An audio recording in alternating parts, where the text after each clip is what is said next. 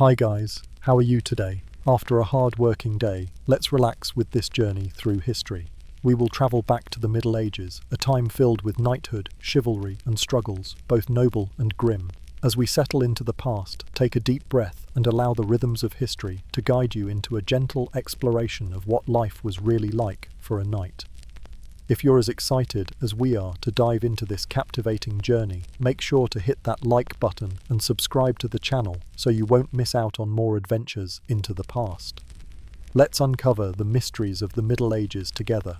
Hit that bell icon too, so you're always first in line for the next historical adventure. Tonight, we are not sailing with kings, nor marching to war. Tonight, we find ourselves in a quieter place. A place where children fidget on creaking benches, and Latin verbs echo off old stone walls. Welcome to school. Imagine a castle, not the kind from tales of dragons and glory, but a real one, built of chill grey stone. Its walls are thick, not for show, but for survival. And inside, just behind a worn wooden door with iron hinges, lies something curious, a room where the young sons of nobility learn their letters. This is not Hogwarts. There is no magic, at least not the obvious kind. Just candlelight, ink, the faint scent of vellum, and the tired voice of a priest, repeating the declensions of puer, pueri. Perhaps you're lying down now, a blanket pulled to your chin. Your mind is already drifting. That's all right. This story is made to be slow. You may fall asleep before we reach the heraldry lesson, and that's perfectly fine. But if you stay with me a while, I'll take you on a walk through a forgotten kind of classroom, where nobility was learned long before it was inherited. So close your eyes if you like. We begin in the early hours of a spring morning, as a servant strikes a flint to light the first lesson's candle. The classroom does not look like a classroom. There are no desks, no chalkboard, no bell to ring the hour, and yet, here, beneath heavy wooden beams, young minds are shaped. We are in the eastern wing of the keep. Not the grand hall. No, that's for feasts, judgments, and the occasional duel of wounded pride. This room is tucked behind the solar, narrow, quiet, not secret, but seldom sought. It may once have held salted meat, or scrolls, or shameful relics from a lost campaign. Now it holds 6 to 10 small boys and a single man, who looks both too tired to teach and too poor to leave. The walls are thick, 3 feet of rough, lime-covered stone, built to keep arrows out and cold in. It's never warm here, not even in July. But this makes sense. The mind, after all, is more alert in discomfort. The pupils sit on low wooden stools. Some lean, some wobble. Most were carved by someone who had never sat on a stool himself. A few boys fidget, turning goose feather quills over in their fingers as if they were swords. One has ink on his nose. Another stares at the tapestry and traces its strange beasts with his eyes. This room serves many roles. It is, on feast days, a place to polish armor. On stormy nights, a makeshift dormitory for overburdened servants. And for a few quiet hours each day, between prime and sext, it becomes a school. The floor is straw-covered, not for quaintness, but for warmth, and for catching ink spills and tears, because sometimes noble boys cry, though never loudly. On a shelf nearby sits a wax tablet with the alphabet carved into it. A for Agnus Dei, B for Benedictus, C for Crux. There is no D for dream. That's not part of the curriculum. Before universities, before grammar schools, there were castle chaplains, and a lord's quiet wish that his son not grow up a fool. In the 11th century, noble education was mostly private. Formal schools were for clerics and the odd merchant's child. But in the stone halls of castles across Europe, tutoring emerged as a mark of sophistication, an amenity like a solar or a falconry muse. At first, only the Bible mattered. Reading aloud from Latin psalters proved one's piety and, quietly, one's class. But over time, the curriculum expanded. A bit of arithmetic for estate management, some law for when father died too soon, and always penmanship, because contracts must be read, and titles must be claimed. Still, this was not school in our modern sense. There were no grades, only progress and punishment, and the occasional praise, always mild, lest it spoil the boy. The classroom itself is a contradiction, built for defense, used for thought. The ceiling beams are blackened with centuries of candle smoke. Above them, the roof leaks gently in spring, not enough to disrupt learning, just enough to remind everyone that even knowledge is mortal. The only blackboard is a sanded plank used to prop up parchment. It leans on the lap, not the wall. The boys must balance it with their elbows as they copy out prayers, or copy the copy of someone else's copy. On the far wall hangs a faded map of Christendom, drawn not to scale. England is too small, Jerusalem is too large, but it tells a truth of its own. At the foot of the room is a small brazier. It provides light more than heat, and the tutor, whose bones ache, sits closest to it. Not because he is a master here, but because he knows how long winter lasts in this part of the world. You might expect silence, but learning makes noise, especially when one's voice is changing, and the Latin word for bread is, inexplicably, neuter. Chanting. That's the dominant sound. Repetition. Monotony. Mnemonic rhythm. Gloria Patri, et Filio, et Spiritui Sancto. The boys mumble it like a spell that keeps their eyes open, a spell that keeps them noble. Then, scratching, the dry scratch of quills on parchment, or, for the less fortunate, styluses on wax, carving lessons meant to be scraped off tomorrow. Occasionally there is coughing, or snoring, though quietly, and once an unintentional belch. That boy must stand for the rest of the hour.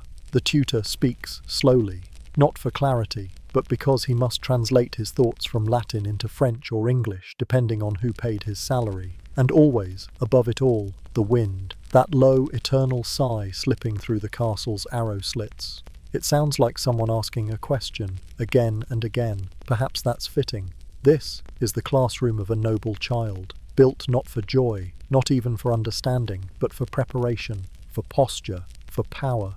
And if you sit here long enough, if you close your eyes and listen to the quills and the wind, you might just learn something too, something quiet and lasting, like a memory that smells of cold ink and warm straw. Not all boys were born to rule, but those who might were sent here, into stone rooms, half-lit and wholly serious, to become less like children and more like their fathers. They come in small boots and woolen cloaks embroidered at the hem. Some have travelled days to be here, sons of barons, counts, even earls, sent to learn what they must to survive their own inheritance.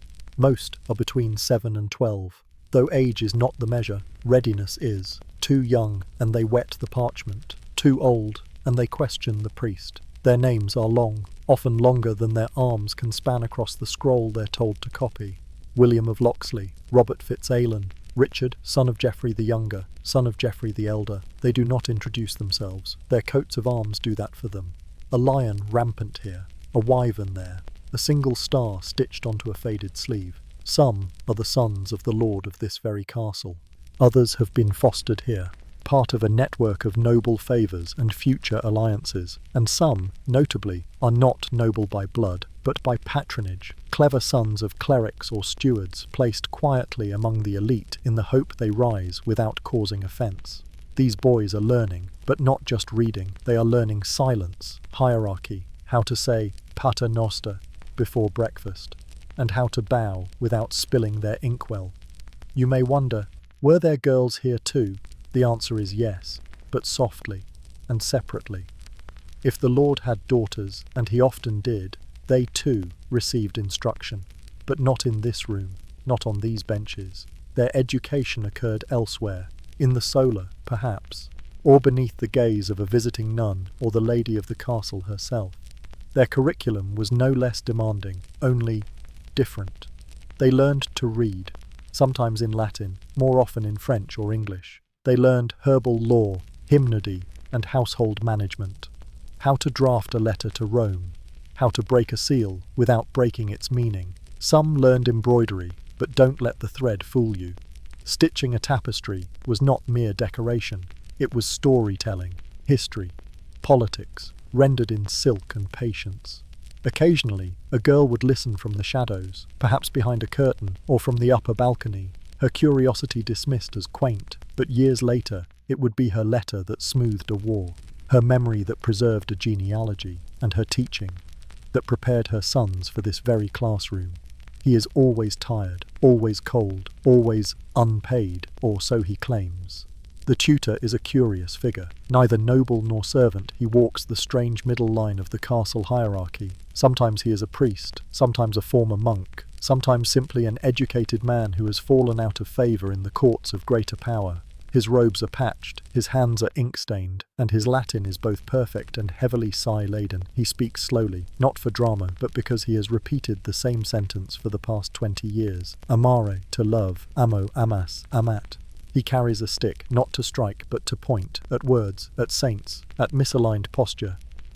He owns little, but knows much. The names of all the emperors of Rome, the order of every psalm, and 3 different ways to die in a joust, only one of which is honourable. His most prized possession is a chipped chalice, used both for mass and, less nobly, for wine. To the boys, he is a mixture of terror and boredom. To the steward, a line item. To the lord, an investment. And to history, often forgotten. Not all who teach do so with words. Around the edges of the room move other figures. A page boy refilling the brazier. A squire delivering the tutor's mail. A servant laying out salted bread for the midday meal. They are not part of the class, yet they learn. The page sees the coat of arms and memorizes who outranks whom. The servant hears every correction and knows how to write Domino meo fideli, though no one taught him. In this era, learning is osmotic. Knowledge seeps from the centre outward. Even the castle hound, snoring in the corner, seems to understand the rhythm of Latin, and occasionally, when a pupil is absent or sick or sulking, a servant might sit, just for a moment, and hold the quill as if it were theirs. Some are not here, but still shape the room. The father, usually absent off at court or war, sends letters with wax seals and instructions. Let Robert master the Psalms by All Saints' Day. No swordplay until his penmanship improves. The chaplain visits twice a week. He checks the boys' progress with one eye and the condition of their souls with the other, and once a month a travelling bard or herald stops by. He tells stories by the hearth, tales of Charlemagne, of Arthur, of Roland. The boys pretend not to listen, but their wax tablets are covered in miniature battle scenes by morning, so this is who was there, not just the future barons and knights, but their shadows, their sisters, their teachers and silent witnesses. In this room there are no crowds, no glory, only potential, and it rustles like a page being turned. The swords would come later, but first there were syllables, Latin lines that rolled on tired tongues, and prayers that anchored boys to something older than war. Learning in the medieval noble school was not for delight, it was for duty. The goal was not to produce philosophers, it was to prepare boys to govern, to write contracts, to lead men in battle, then write a polite apology to the bishop for doing so on a Sunday. So what did they learn? They learned what mattered, to God, to their fathers, to the ledger book. Latin was king, not French, though they spoke it, not English, though they heard it in the stables. Latin was the language of records, scripture, law, and legacy. And so they chanted sum es, est, sumus, estis, sunt. First the verbs, then the nouns, then the endless declensions. Every object labelled with invisible grammar, like a battlefield of syllables. Mistakes were common, so were punishments, but more often, exhaustion. The tutor might catch a boy reciting Gloria in excelsis Domino equus, glory in the highest to the horse, and, mercifully, only sigh. Reading came before writing. Letters were traced with the finger, then with a dull stylus, then with ink. Some boys never graduated to ink. Their wax tablets bore grooves that outlived them. But those who did could sign a treaty, or a death warrant, or a love letter, though the tutor never approved. Before you knew the world, you had to know your place in it. Religion was not a subject, it was the subject, the frame through which all else was seen. They began the day with prayer, they ended it with a confession. They copied psalms, not poems. They memorized the Beatitudes before they knew the names of their own tenants. Some boys found comfort in this order, others confusion, all, eventually, obedience. The Psalter was their primary text, beautiful, dense, repetitive, like the rhythm of rain. They recited Domine, exaudi orationem meam, over and over, until it lived in their bones. Saints were role models, martyrs, exam questions, sin, the ultimate wrong answer. And yet, there were moments, small, flickering ones, when a boy would ask, "Why did God give us so many rules?" And the tutor, if merciful, would say, "To keep you busy until you're old enough to break them." A nobleman must know who he is, and more importantly, who his enemies are. Heraldry was not art, it was identity. Boys studied the meanings of colours, gold for generosity, red for warriors, black for constancy or mourning. They learned to draw their own coat of arms, then to recognise others from the field of battle or marriage, or feuds that predated their birth. Never mix blue and red, the tutor would warn. It confuses the priests and the poets. Alongside this, they were told tales, not history as we might know it, but memory, curated and crowned. Stories of Arthur, told with a straight face, of Charlemagne, told with awe, of their great-grandfather's siege of Caen, told every Friday with increasing exaggeration. There were no dates, but there were morals, and often blood. History was what your grandfather did right, or what your enemy did wrong, but if you listened closely, beneath the triumph and tragedy, you could hear the quiet truth, that men are always repeating each other. Some skills weren't taught from books, but learned by accident, or proximity. Arithmetic was barely tolerated, it was for merchants, but a noble boy was expected to count his soldiers, his debts, his barrels of salted fish. So he learned, one tally mark at a time, he learned to write a basic estate account. 5 oxen, 4 sick, and to calculate how much salt to order for Lent. Medicine was not taught, but whispered. The old steward knew which herbs calmed a fever. The cook knew how to poultice a wound. The priest knew which relic to pray to when the coffin got wet. And some boys, those especially observant, picked it up. Their scribbles between psalms might read chamomile for sleep, yarrow for bleeding, or simply don't trust the cook's wine. A strange silence hovered in this curriculum. Things were missing, deliberately or by design. They were not taught how peasants lived, only how to tax them. They were not taught to question God, only to serve him. They were not taught Greek, unless they were unusually fortunate, or unusually poor. They were not taught love, or kindness, or how to grieve a brother lost to the Crusades. These things would come later, too late sometimes. But they learned how to write a eulogy, and how to recite it without trembling. And that, perhaps, was considered enough. Soft pause. So this was the curriculum, not broad, not deep, but sharp, like a dagger made for one purpose. A noble boy left the classroom not enlightened, but prepared. To rule, to write, to kneel, to command, and sometimes to wonder, late at night, why he never learned to be soft. Next, we visit the textures of that world, the sounds, the smells, the details you never find in a textbook. History remembers what was taught, but the body remembers how it felt, the scratch of wool, the smell of ink, the way silence could press against the ribs like a weight. This is the part of the castle with no scribe records. No chronicle notes the temperature of the room in February. No scroll describes the taste of cold bread after a lesson on martyrdom, but the boys remembered. And if you let yourself sink into the stillness, you might remember too. Every lesson began with scent, before the ink, before the words. The schoolroom smelled old, not dusty. There was no dust in winter, only stone, cold and silent. But layered atop it came other notes. Wool cloaks, damp from the morning frost. Tallow from the candles, with its faint animal sting. And ink, iron gall, sharp and earthy, like wet metal and vinegar. There was the smell of smoke from the brazier near the tutor's chair, and something else beneath it, wax from sealing tablets, oil rubbed into cracked boots, sweat faint and boyish, and sometimes, on special days, frankincense from the chapel next door. It would waft in just as the boys were struggling to conjugate videre, a whiff of holiness, a break in the monotony.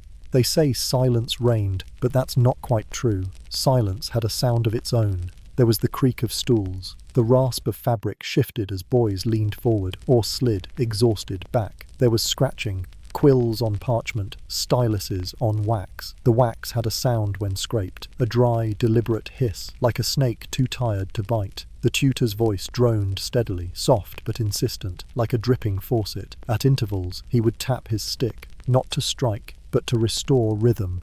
Again, from the beginning.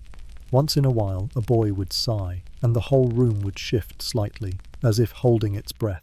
Outside, the courtyard contributed its own music, the clop of a horse, the clang of armor being polished, a dog barking once, then thinking better of it, and through it all, faintly, always, the wind in the tower, as if someone were whispering a lesson the tutor had forgotten. Their fingers knew more than they were told, because the mind may forget, but the hands remember.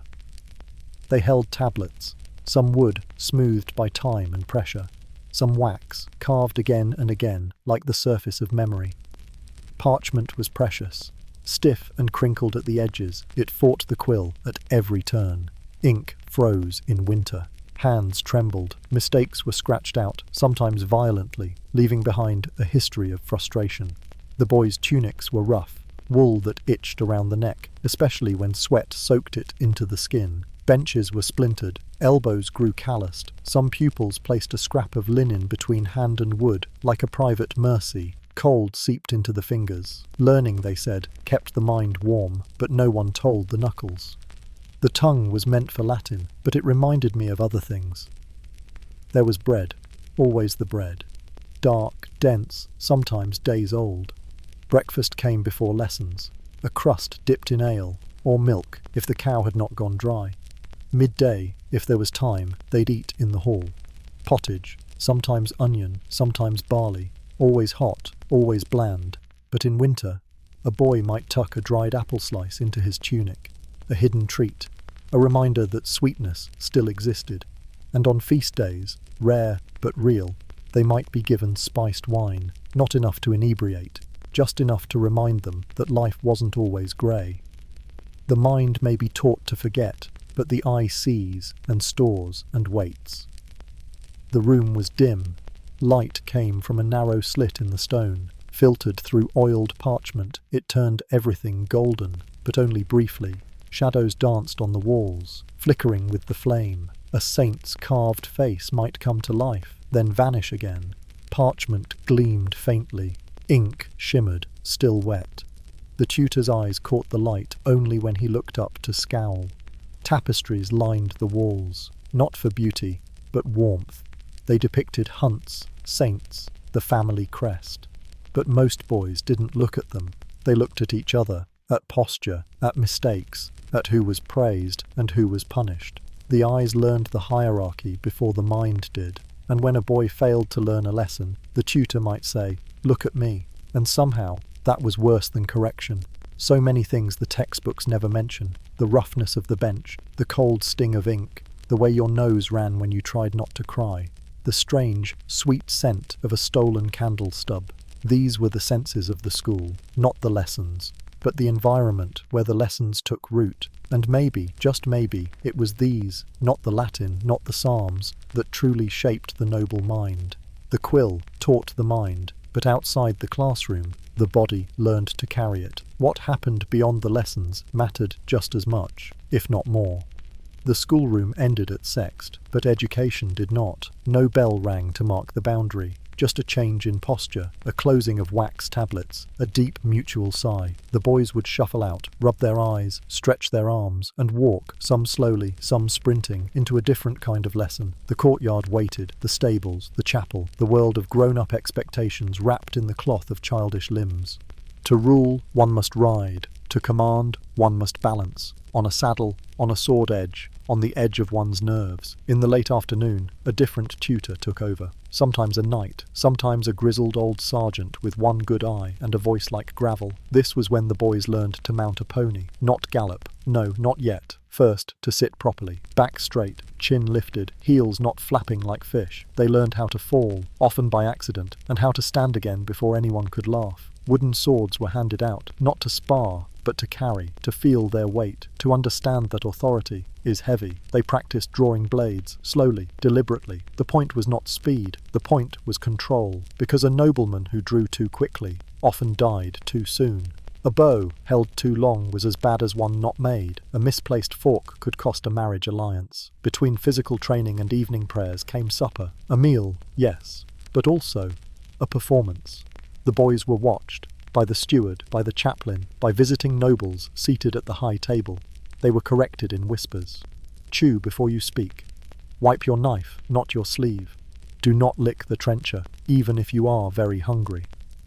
These were not empty rituals. They were armor, polished daily, used to navigate courts, councils, and future enemies. To eat like a noble was to be seen as one, even if your stomach still rumbled. And those who mastered this art, who could pass the salt with a smile, carve bread without drawing attention, they often rose fastest in the world outside these walls. The hardest lesson of all was how to say what you felt. Once a week, on the Lord's Day, if they behaved, the boys were allowed to write home. The tutor would bring out the good parchment, the thinner quills, and dictate the opening lines. To my most honoured father, to my beloved mother, I remain your loyal son. After that, the boys would try. Some asked about dogs, or missing cloaks, or whether they might come home for Easter. Some copied each other's lines, unsure how to express themselves beyond formula, and a few, quiet, cautious, careful, wrote something honest. I am trying hard. I miss the river. Tell baby Thomas not to forget me. The tutor pretended not to notice, but he corrected the grammar every time. They were boys, even here, even now, and boys, imagine. Between lessons and before compline, the boys had moments. Small spaces of freedom, not quite sanctioned, but not quite forbidden. They turned old logs into dragons, hearth ashes into maps of lost kingdoms, the garden wall into a battlefield between Saxons and ghosts. They mimicked their fathers, their uncles, even the king, though they lowered their voices to do it. Some reenacted the martyrdom of Saint Edmund with theatrical groans and very unholy laughter. Others composed riddles in Latin, pretending to be monks, and one, always one, carved secret runes into the floorboards, imagining perhaps that someone centuries later might decode his boredom. These moments didn't last long. A bell would ring, a voice would call, and the spell would break. But for those few minutes, the castle belonged to them. Not all learning was noble, and not all boys became lords. Sometimes a boy didn't learn. He struggled with Latin, or refused to ride, or cried during psalms. He was not punished, not cruelly, but he was marked. The tutor would stop calling on him, the steward would shake his head, and the boy would be sent home. Not disgraced, just reassigned. Some became priests, others managed estates, a few disappeared into history, unnamed, unmissed. But not all failure was visible. Some boys passed every test, and still grew into men who ruled with fear, or fell to vanity, or forgot how to write the letters they once practiced so carefully. These lessons didn't come from books. They came from watching and waiting and understanding that success was not always rewarded. So much learning happened after the parchment closed, in silence, in laughter, in mistakes. The noble school did not end at the classroom door. It followed the boys into the courtyard, the chapel, their dreams. And long after they forgot the conjugation of essay, they would remember how it felt to pass a wooden sword to a friend, or write "I miss you" in a trembling hand. The schoolroom is empty now. The ink has dried, the wax tablets scraped clean, but something remains. The boys are grown. The benches sit still, their edges worn smooth by decades of restless elbows. The tutor is long buried, his stick passed on or burned for warmth, and the room, perhaps now a pantry, or forgotten entirely, has gone quiet, but memory clings to stone. And if you stood there, now, if you placed your hand on the windowsill, where the sun once fell on a boy's unfinished Amen, you might feel it. The presence of something once lived. Once learned, they left with more than Latin. They left with posture, with reflexes, with a fear of misspeaking, and a pride in saying things well. They could quote the Psalms in court. They could draft a treaty at midnight. They could nod, smile, and gut a rival. Politely, of course. Most remembered their heraldry. Some remembered their friends. And a few, just a few, remembered the tutor's sigh, and chose to teach their own sons more gently. Not all became great men, but most became useful ones. And in an age of cold winters and short rains, That was often enough. There were lessons no quill could capture, only the body remembered, only the soul knew.